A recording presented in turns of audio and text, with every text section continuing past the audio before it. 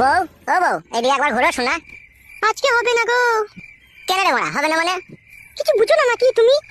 কেন, কি হয়েছে বলো? কেন হবে না? নোংরা হয়েছে শরীরে, আজকে হবে না। চুপ করে ঘুমাও।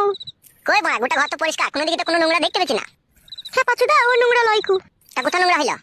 আচ্ছা ওর কুচুদা ভাতালে আমি সংসার করতে এসেছি রে, কিচ্ছু বুঝে না দুনিয়াতে। তা কি হয়েছে বল শোনা, আমার না বললে কি করে বুঝবো? মানে আমি কি আগে বিয়ে করেছিলাম? এই তো জীবনে প্রথম বিয়ে করলাম, আর তুই আমার প্রথম বউ। চুপ করে শুয়ে পড়ো, আমার মেন্স হয়েছে। সেটা আবার কি জিনিস মেন্সি মানে? বাল আমার, এটাও বুঝো না তুমি? বুঝি না বলেই তো মারা জিজ্ঞেস করছি। মারার বাল তো রাগ করছিস কেন? মারার বাল আমার একটু বুঝিয়ে বল না, মারার বাল।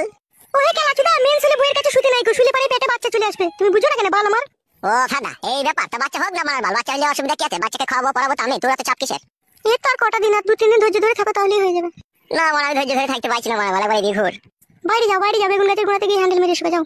দূর মারা, তা কি করে হয়? মানে বেগুন গাছের গোড়ায় হ্যান্ডেল মারতে যাবো? এত সুন্দর একটা ঘরে সোনা পালানি বউ আছে, মানে এদিকে আবার ঘুর মারার বাল।